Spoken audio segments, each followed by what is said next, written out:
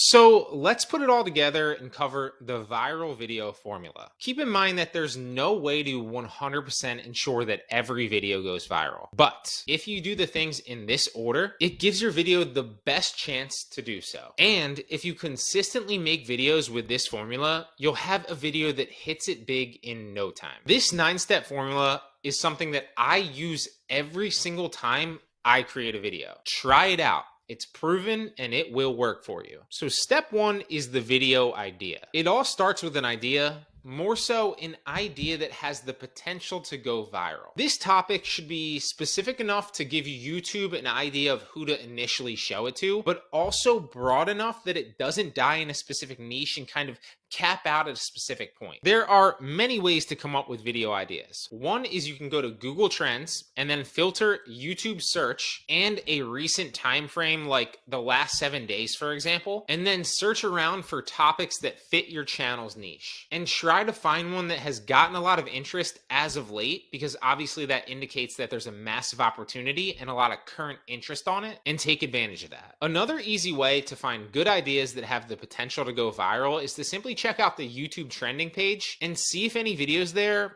are around your topic. And if they are, ask yourself, can you make a video related to that? Because clearly there's an opportunity and a large potential audience. But perhaps my favorite way to find videos is to simply browse YouTube as a viewer and see what's suggested. One of the techniques that I recommend to most people is to create a YouTube profile simply to watch and subscribe to other creators in your niche. That way you can experience YouTube as the viewer of that type of content would. You want to look for videos that are doing well right off the bat and have the views, and the view to subscriber ratio on that video is disproportionately higher than you'd expect. You can compare it to recent videos from that creator to kind of get an idea of this. And some of my best videos were originally found this way. Now, once you have a great video idea with potential, then step 2 is to create a thumbnail and a title. Create the thumbnail before you create the video. That is crucial. You also want to come up with a title before you create the video as well. This will make sure that everything about your video is congruent and that when you do get the click, that viewer will stay longer simply because the video is exactly what they're expecting. And despite what you think, the 2 most important metrics about your video are not epic video editing, not cool transitions, and not even a great script or a great video idea. They're your thumbnail and your title. Because if you don't ever get a click on your video, it does not matter how good that video is. No one's ever going to see it. So create your thumbnail and your title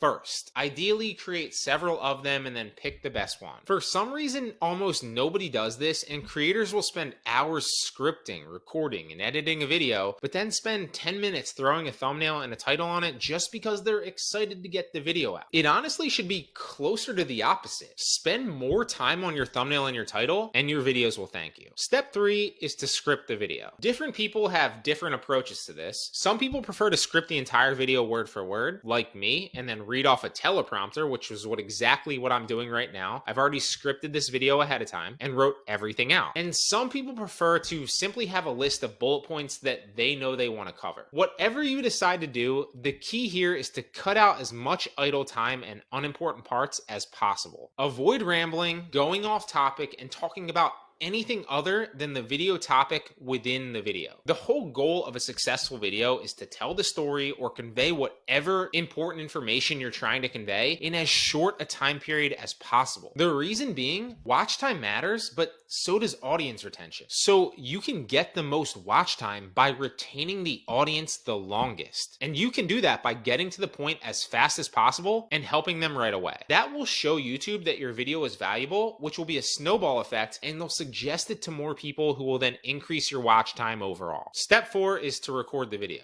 Pretty self-explanatory. I would at the very least consider your setup and your backdrop. Obviously, make sure you're not recording in darkness too. Lighting matters a lot. And viewers' split-second perception of you based on these factors could determine whether they give you a chance or just leave to find a new video. Step 5 is to edit the bones of the videos with jump cuts and zoom cuts. As we just covered, audience retention is huge. So you should edit your video normally and make sure that you're definitely cutting out any idle time, but also Also, then you should alternate every other frame with a zoom cut or jump cut. This is not difficult to learn at all. It's simply pulling the frame out in your editing software or repositioning the frame. That way the subject jumps around the screen and it keeps the audience engaged. Here's an example of a boring old video that I used to create with just me talking to the camera and no zoom cuts. Alright, so I want to break down two different multi-channel listing softwares, and I'll tell you the pros and cons, in my opinion, of each one, and then we'll dissect which one's actually better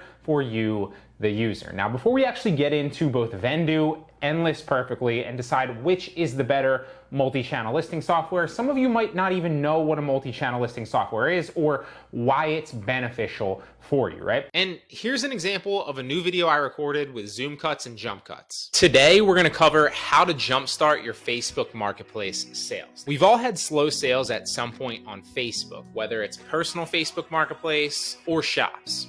It's just part of it. It happens to me, and if you're watching this, then it's happened to you, or at least it will in the future at some point. See the difference? Which one do you think is going to have a higher retention? The answer, I hope, should be obvious. Now, step 6 is optional, but I think it helps, and that's to add a dulled music track in the background of the video. You want to make sure that the video music is not so loud that it overpowers the audio, but it does help, because a lower music track in the background can also help increase audience retention and kind of give the video a more fun feel that the viewers will enjoy. And you can try out a number of royalty-free music websites that give you copyright-free music, or you can just directly go to YouTube Creator Studio and grab royalty-free tracks from there. They have a ton. Step 7 is to add graphic overlays over top of the video if you can. Now, if you can't, then just skip this for now. It's not as important as some of the other things, if I'm being completely honest, but it will certainly increase audience retention and help make your videos look better and more professional. Step 8 is similar, and that's to add B-roll. This is a non-negotiable. The biggest difference between top-tier YouTubers, or even good YouTubers that are growing, and novice or hopeful YouTubers, as I like to call them, is